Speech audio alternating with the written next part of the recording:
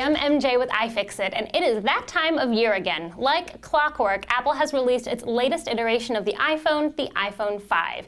It seems as if anybody who's been paying even casual attention to the tech and Apple blogs knew all about it well before Apple even announced it.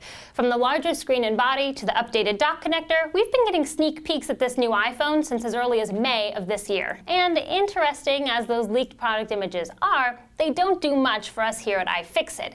We don't think we've really seen a device until we've done what we do best, and that's tear it down. Thanks to the international dateline and some frequent flyer miles, our co-founder Luke Souls traveled all the way to Melbourne, Australia to stand in line all night long to get his hands on the iPhone 5 a full day before any of us in the United States have the opportunity. While the iPhone 5 shares some superficial similarities to its younger siblings, the 4 and 4S, it has, in fact, been entirely redesigned. The first and most striking difference is the 8.6mm increase in length, which makes room for the larger 4-inch Retina display. The display now has a perfect 16:9 aspect ratio and a pixel resolution of 1136 by 640. You might say that the iPhone 5 finally hit adolescence, as it's not only gotten taller, but thinner too. It lost some baby fat to measure in at 7.6mm, which is 1.7mm thinner than the 4S, and saw about a 20% decrease in its weight, coming in at just 3.95 ounces versus 4.9 ounces for the 4S. But being tall and thin isn't everything. As we all know, it's what's on the inside that counts. So, on that note, let's take a look at what's making this latest iPhone tick. Getting into the phone was déjà vu inducing, as Apple continued using its proprietary pentalobe screws to hold the phone together. We, of course, saw that coming and sent Luke with a pentalobe driver that was just perfect for the job. Once those screws were out, we were met with a pleasant surprise. I never thought I would be so excited to see a suction cup, but there it is. A screwdriver and a tiny suction cup are all you'll need to replace a broken display, and this is going to score huge points in terms of repairability. Apple has returned to a top-down construction with the iPhone 5, and anyone who's ever swapped their broken screen on their iPhone can tell you that this is great news, because rather than digging through all of the other internals to get to the display, on the iPhone 5, the display is the first thing that comes off.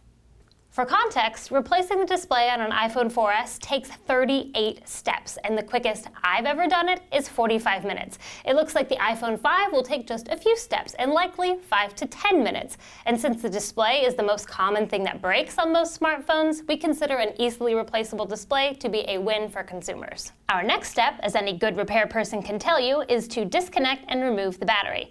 For comparison, the iPhone 5 has a 3.8-volt battery, whereas the iPhone 4S's battery is 3.7 volts. How they're getting increased performance from a battery that's only marginally more powerful is still a mystery to us, though my money is on a combination of other hardware and software improvements. We'll probably know more about the battery performance as soon as we get a closer look at the chips. And speaking of chips, once the battery is out, we got our first look at the logic board, and on it are lots and lots of goodies. As we worked toward freeing up the logic board, we noticed that there were all kinds of metal-to-metal contacts inside the iPhone 5. Our initial guess is that this could be some kind of an antenna, but only time will tell.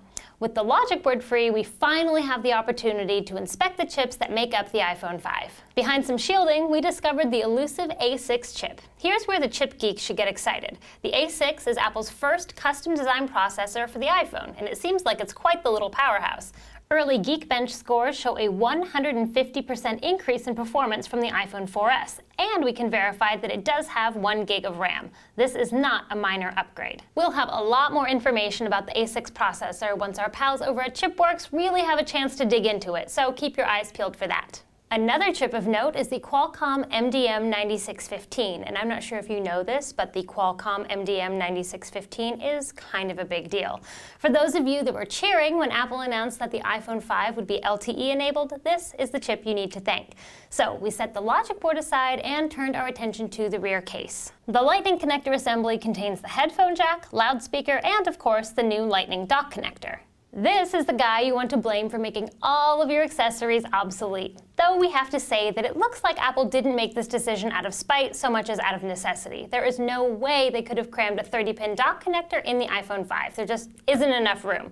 So, with all of the components removed from the rear case, we made an interesting discovery. The entire rear case of the iPhone 5 weighs only slightly more than just the glass of the iPhone 4S, and that probably has something to do with the 20% decrease in weight.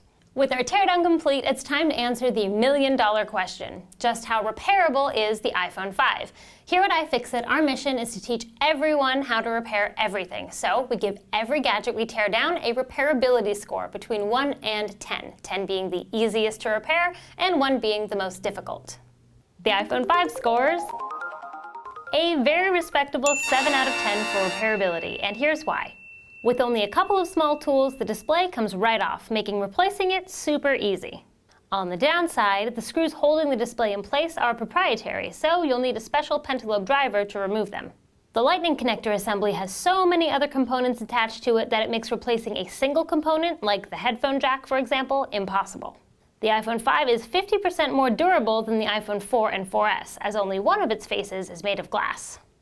While the iPhone 5 isn't a perfectly repairable device, it is certainly a refreshing change from recent Apple devices like the iPad 3 and the MacBook Pro Retina, which scored an abysmal 2 and 1 out of 10 respectively. That about wraps up our teardown. Big thanks go out to our friends at MacFixit Australia for their warm hospitality and letting us use their facility. For the complete teardown, including gorgeous high-resolution images, check out iFixit.com.